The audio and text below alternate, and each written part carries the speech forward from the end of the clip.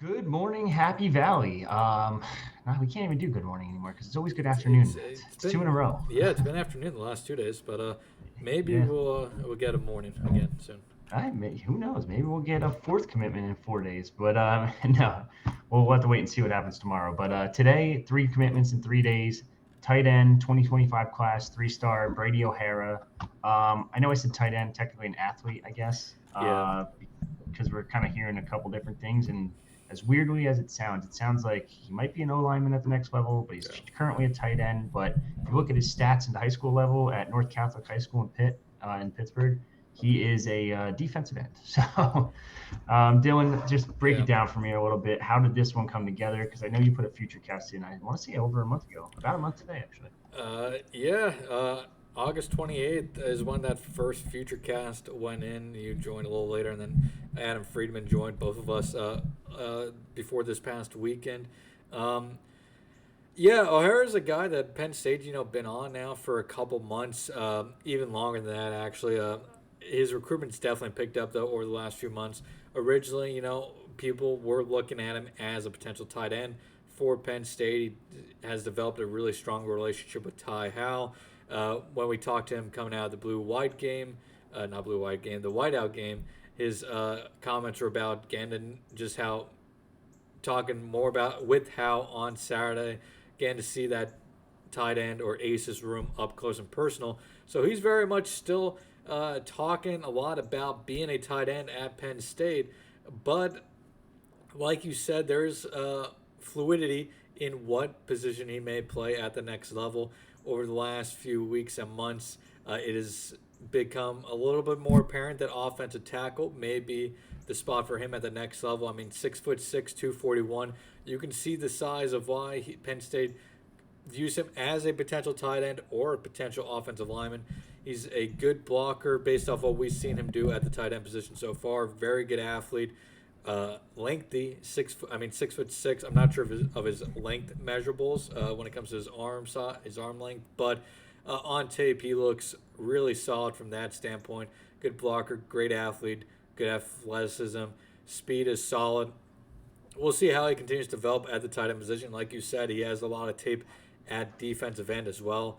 So there's quite a bit of ways this one could go. But I think the best way to put it is a jumbo athlete, very comparable to um, Caleb Brewer in this 2024 recruiting cycle. A guy a lot of people viewed originally as an offensive tackle for Penn State, but over the last few over the last few months, there's been talks of maybe he could be a tight end or maybe he could be a defensive tackle.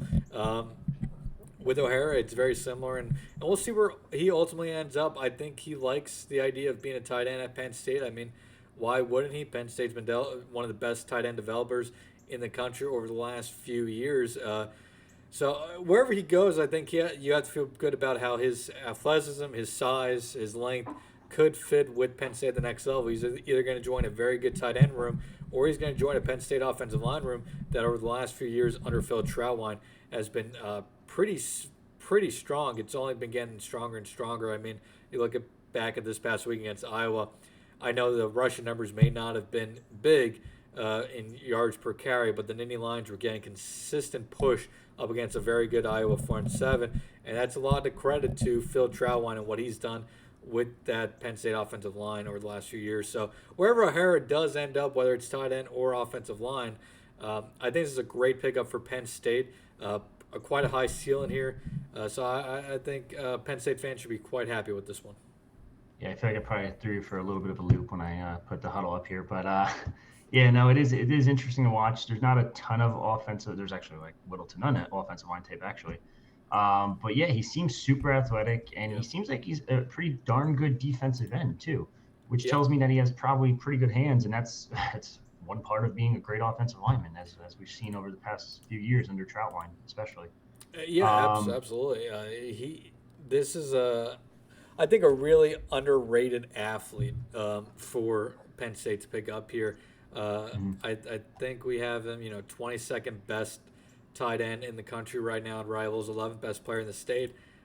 mhm. I think he can move up into that, top, absolutely that top 10 and even higher. I think this is a guy that we may see climb the rankings over the next few or over the next year or so. I mean, Penn State, in the 2024 recruiting cycle, um, has a similar commitment in Luke Reynolds, a guy who's just kind of a super athlete.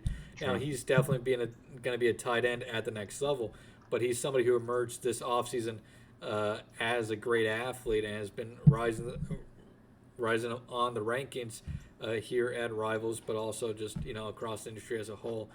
Penn State does a great job of finding these very athletic guys who have position versatility, and I think O'Hara's the next guy in that group. Yeah, it's kind of interesting because I mean, obviously Reynolds is completely not. I shouldn't say different build, but they're both tall, they're both Yep. lengthy, but one's 215, one's 260, 240, Two forty. 241 Yeah, for 240.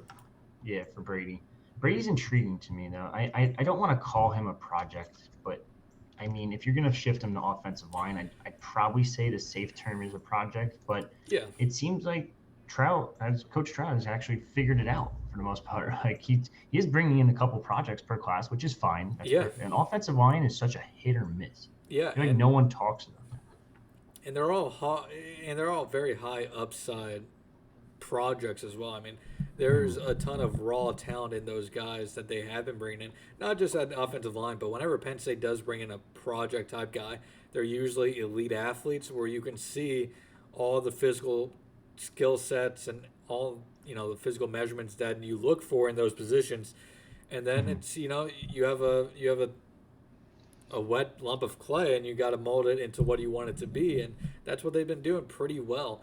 I mean, going a little bit back here, but even somebody like Adafe Owe wasn't exactly a finished product coming out of high school. It was quite raw, and Penn State turned him into a what did he end up going to the second round?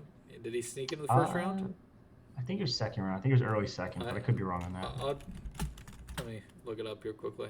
Well, while you're looking up that, I do want to say, I said it before, but offensive lineman's the hardest thing to judge, even from our perspective as a recruiting analyst. It's a hit or miss. If you hit on like say 2 out of like a 4 or 5 man class with offensive linemen, that's considered a win in this industry. I think for college coaches especially. Yeah, and Owe did end up going in the first round, 31st overall in that draft. Right there. So he was right on the edge there. But I mean, a great example of Penn State taking a lump of clay and molding it to something special. They've been able to have more success on the defensive line, but like we said, Phil Trautwein has been doing a fantastic job the last few years, especially on the recruiting trail and developing these guys. I mean, we saw it even this past class. A guy like Anthony Donka, somebody who wasn't a project necessarily, but somebody who wasn't the highest rated offensive lineman in the class, but he's come in, he's really impressed at Penn State, and he's going to be somebody who sees the field pretty early in his career because of what he's been able to do with Phil Trautwein at camps, but also being on campus just for 9 months so far. Yeah, I'm really eager to see Brady O'Hara. Like you said, he could get a bump in the offseason. I don't think he gets one during his senior or not even junior. Junior year now. Yeah, this is 2025 is such a long way to go. I feel like we haven't talked about 2024 in a while, but 2025 is already up to 5 commitments, and that's 3 in 3 days. I know I'm gonna cheat a little bit here. I know you have a future cast in for another one. What do we think with Winston there? Yeah, I mean, I think we talked about him yesterday on the Tyke Hayes commitment, or maybe it was DJ McClary commitment video.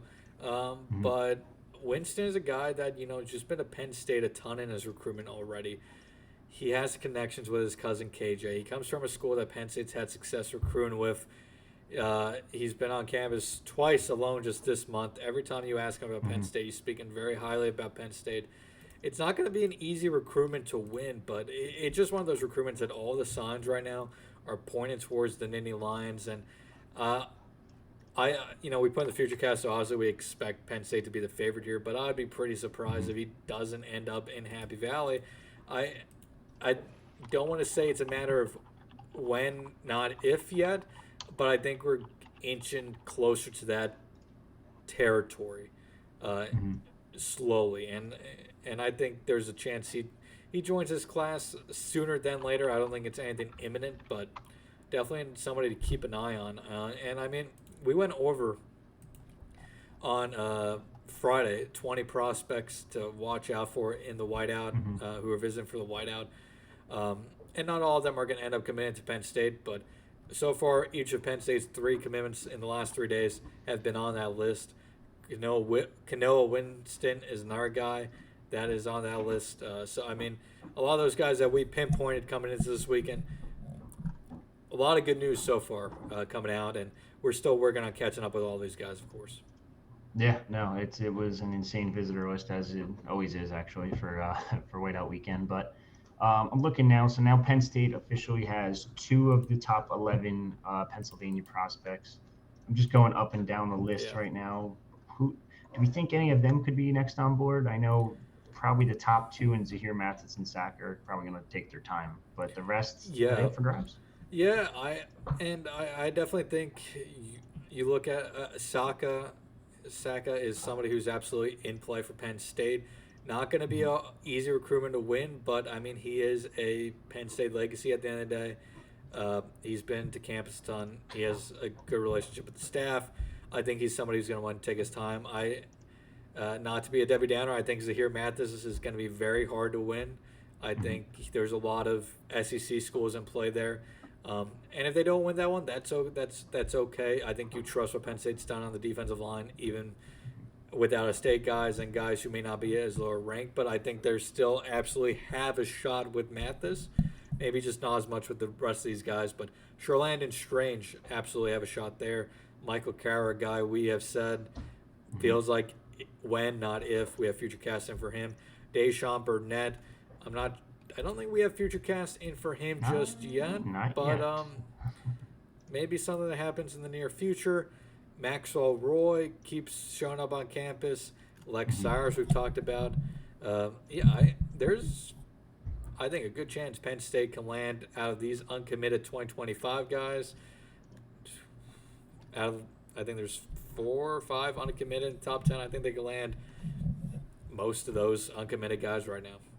Yeah, and of course, obviously, if the season goes as we kind of expect it to, then that list might grow from just Pennsylvania to all across the nation at this Yeah, point, especially because Big Ten conference is going coast to coast. So, and we've seen Penn State very much become a much more uh, national recruiting program over the last few cycles. Uh, hmm I mean, just looking at the 2024 cycle alone, there's Georgia, there's Pennsylvania, Massachusetts, Washington D.C., New York, New Jersey, Maryland, Ohio, Wisconsin, North hmm Carolina, uh, Michigan.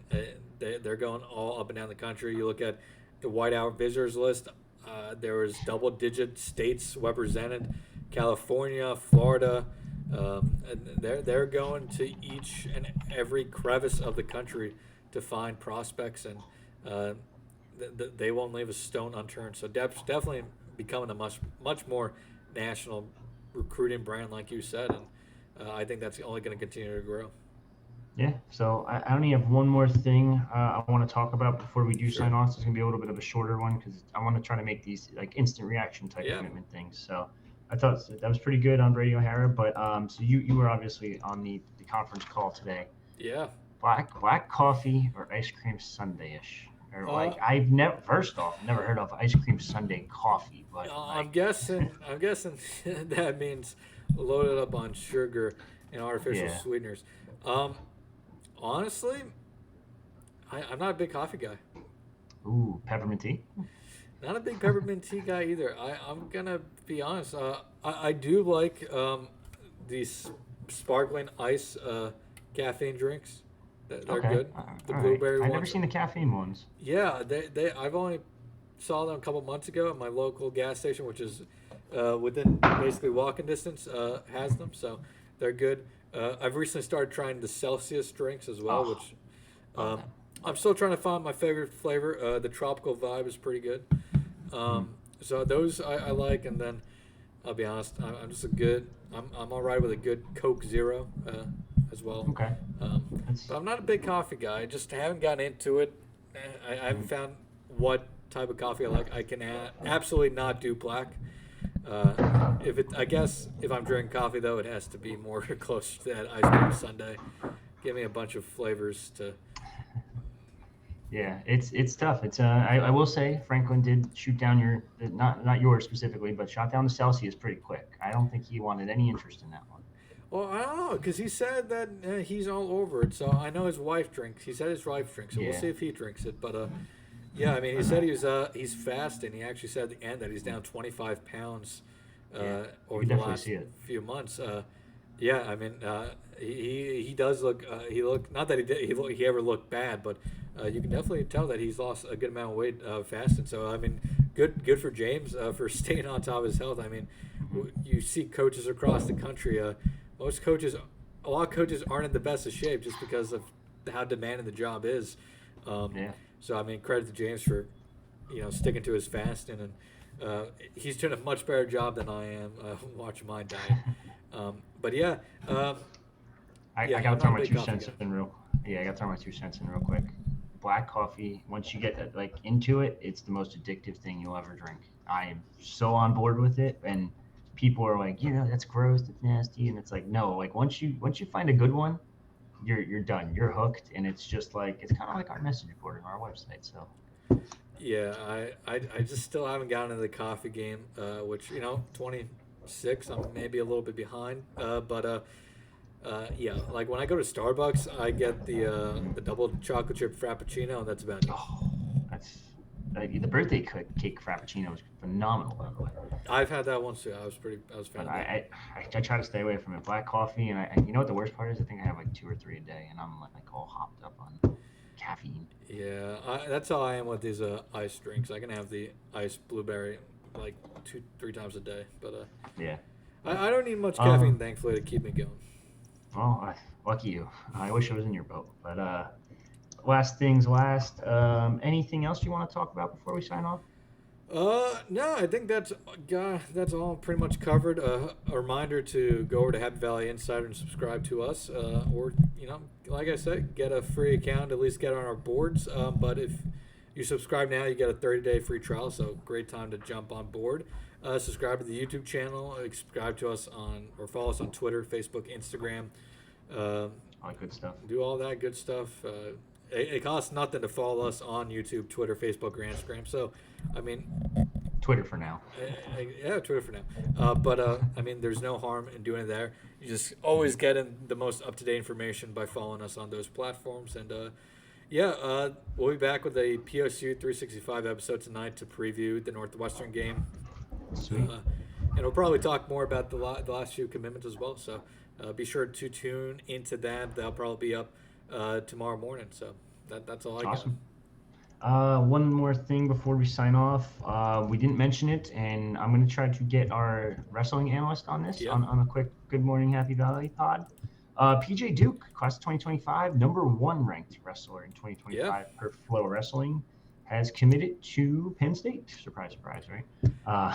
Yeah. Over That's Princeton, Cornell, Rutgers, Lehigh, and that was the rest of his list, and then Penn State, obviously. But yeah. New York to Penn State, big commitment, 157 pounder projected to be at least. And with the timing wise, it kind of lines up perfectly as Levi Haynes will be departing at the same time he kind of gets there. So good Yeah. news for Penn State. Kale keeps on. Best dynasty in all of college, in all of sports right now. Best dynasty in all of sports, Yeah, and that train is just going to keep on moving. Um, I mean, like I said, number one, number one recruit in the entire country. Once again, insane. coming to Happy Valley to wrestle. Big pickup for Kale, and yeah, I mean even beyond that, I know we talked about it already, but what a couple days for Penn State recruiting across all sports. You got three Oh, football insane. commitments. You got PJ Duke, and then you have Patrick Ewing's daughter, who Yes, I'm blanking on her name right now. Alexis. Alexis Ewing. I mean, yeah, just what a couple days for Penn State athletics here on the recruiting trail. And we can't forget about the hoops team. They had a couple 5 stars, couple 4 stars on campus Yeah, this weekend, and it's like we'll have more on that soon too yeah. We, on we our can on the start Lions Den. we can start breaking down basketball here very soon too, which is another reason just go over and subscribe to Happy Valley Insider, PennState.Rivals.com, and uh, yeah, it should be an exciting. I think it's. I know there's a lot coming out of hoops, and we'll wrap it up after this. I know there's a lot of No, you're good. people upset about what happened at the end of last year, but I have I have a feeling that Penn State's going to be a sneaky good team this fall under Mike Rhodes, and I think Yeah, there. I don't know if they'll make the tournament, but I think they're going to be a damn tough team to face day in and day out. agreed. Anyone that runs that type of shaka smart defense, it's going to be a pain. And actually, I recently saw, and these are, mind you, these are random hoops accounts I follow on Instagram, Twitter, and they're posting top 100 lists of players here and there. And I Yeah, think East Baldwin was what 41, 42, something like that in the yeah, country. So and people are sleeping a little bit. I feel like, but that's a good number. yeah, and I guess that the very last thing to add is Penn State hockey is just around the corner, and we're going to have plenty of I forgot content all on about Penn that. State Jeez. hockey as well. They are ranked, I believe, number 16 in the country to enter the season. Yes. Should be another exciting season of hockey in Happy Valley. Yeah, and like Dylan said before, if you haven't checked it out already, pennstate.rivals.com, aka Happy Valley Insider, your go-to site and go-to message board for anything Penn State athletics. You want to chat with other fans, you have a question about tailgating, you want to buy tickets, there's a ticket exchange board. You can do all that on there. And then also subscribe to our YouTube down below if you're watching on there. If you're not, if you're on a podcasting app, give us a review. Give us a nice little 5-star review. It helps us at the end of the day, and it helps keep us going. So definitely appreciate all the support, all the sharing, all the following, and that's pretty much it. I guess it's another episode of Good Morning Happy Valley / Good Afternoon Happy Valley at this point. Another So stay commitment tuned. special. Yeah.